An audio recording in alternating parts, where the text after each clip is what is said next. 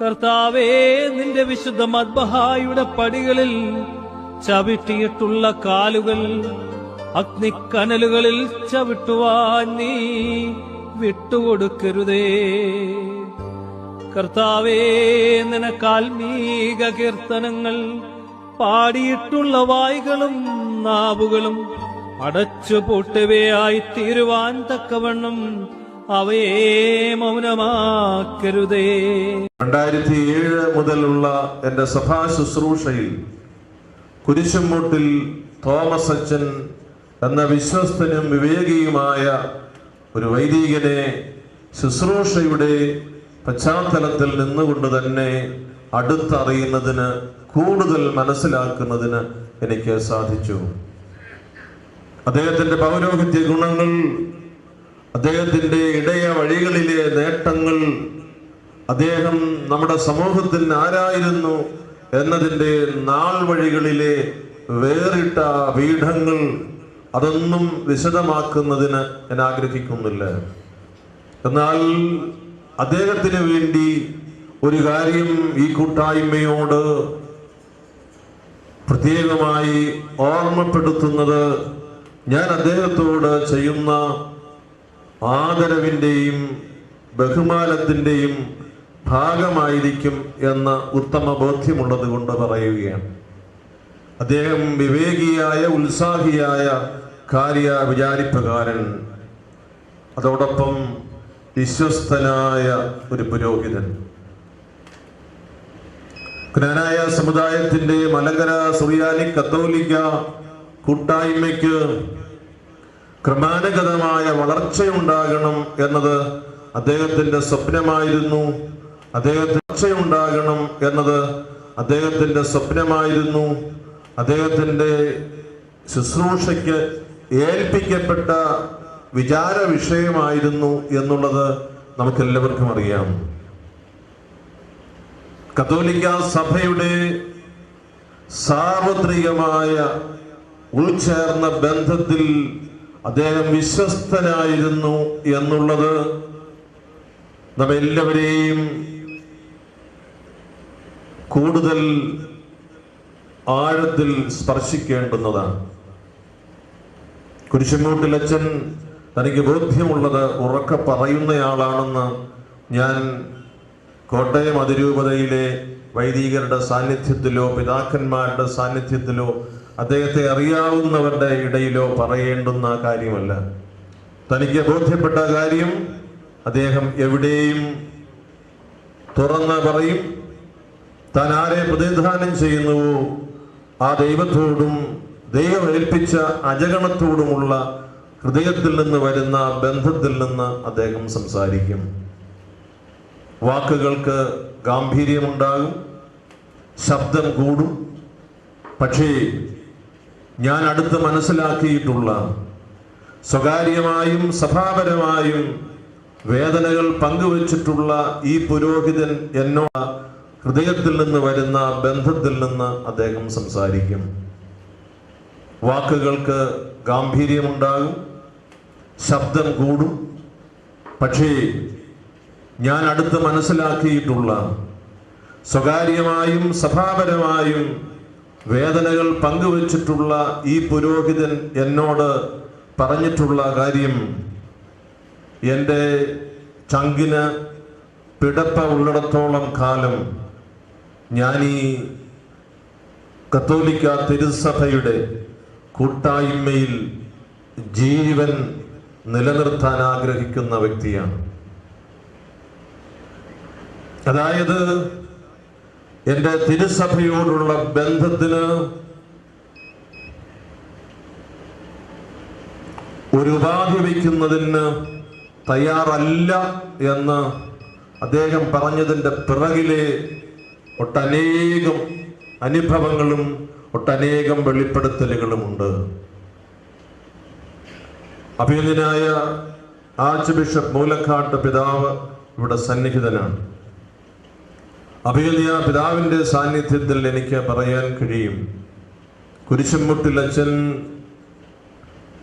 ജ്ഞാനായ മലങ്കര സുറിയാനി കത്തോലിക്ക സമൂഹത്തിൻ്റെ ഒരു വലിയ അതിൻ്റെ ഉള്ളിലും കുരിശുമൂട്ടിലച്ചൻ പൗരോഹിത്യം മേൽപ്പെട്ട ശുശ്രൂഷയ്ക്ക് നൽകേണ്ടുന്ന ശിരസ് നമിക്കുന്ന ആദരവും ഹൃദയത്തിലെ പ്രാർത്ഥനയും അദ്ദേഹം എന്നും സൂക്ഷിച്ചിരുന്നു എന്നുള്ളത് എനിക്ക് ദൈവത്തിൻ്റെ തിരുസന്നിധിയിൽ പറയാൻ കഴിയുന്ന അനുഭവമാണ്.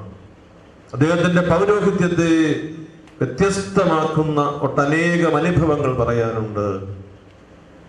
ഈ പുരോഹിതൻ നമുക്ക് നൽകിയിട്ടുള്ള നേതൃത്വം വേഗത പോരാ, ഇനിയും വേഗത്തിൽ ഈ കാര്യങ്ങളെല്ലാം സാധിക്കണം എന്ന് ആഗ്രഹവും അഭിലാഷവും പ്രാർത്ഥനയും കണ്ണുനീരും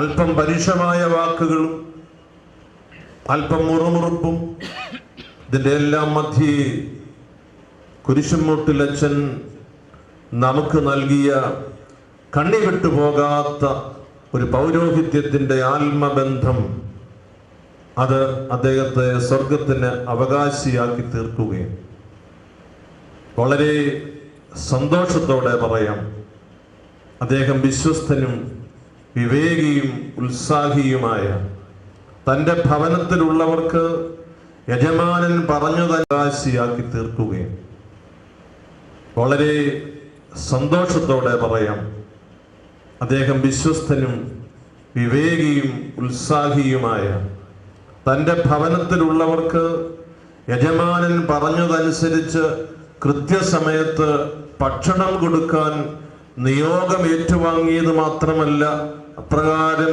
ചെയ്ത് അങ്ങനെ കാണപ്പെട്ട് ഭാഗ്യവാനെന്ന് വിളിക്കപ്പെട്ടവരുടെ ഗണത്തിൽ സ്ഥിരീകരിക്കപ്പെട്ടവനാണ് ഈ പുരോഹിതൻ. ഈ പുരോഹിതനെയാണ് നാം ഞങ്ങളുടെ വന്യ സഹോദര സഭയുടെ അലങ്കാരമായുള്ളവേ സമാധാനത്തോടെ പോവുക എന്ന് പറഞ്ഞ് യാത്രയാക്കുക.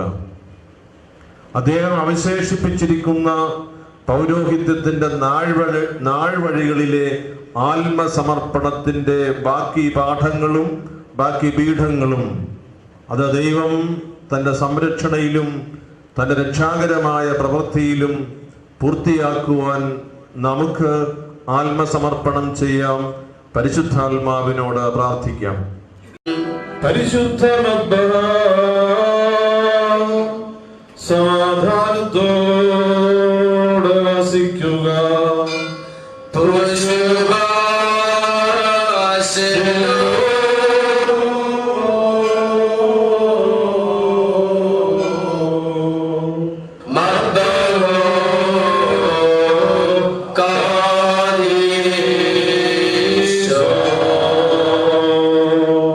ദൈവത്തിന്റെ പുരോഹിത സമാധാനത്തോടെ പോവുക.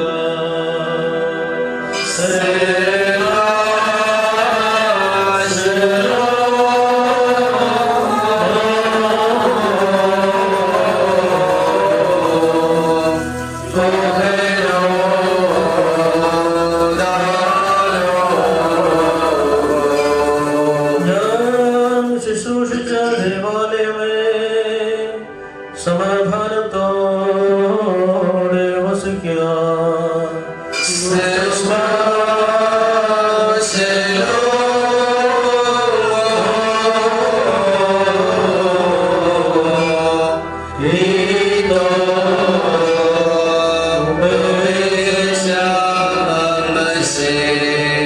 പള്ളിയുടെ അലങ്കാരമായുള്ളവേ, സമാധാനത്തോടെ പോവുക.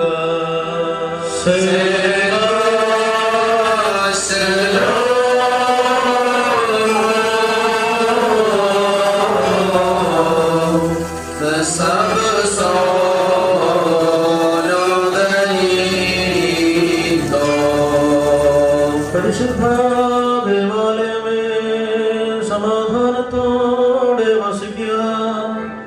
നിന്നെ സമാധാനം വാഴുമാറാട്ടെ.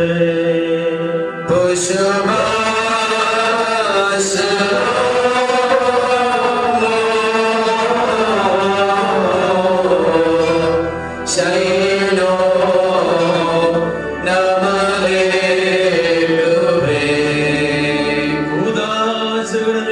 പുരോഹിത സമാധാനത്തോടെ പോകാം.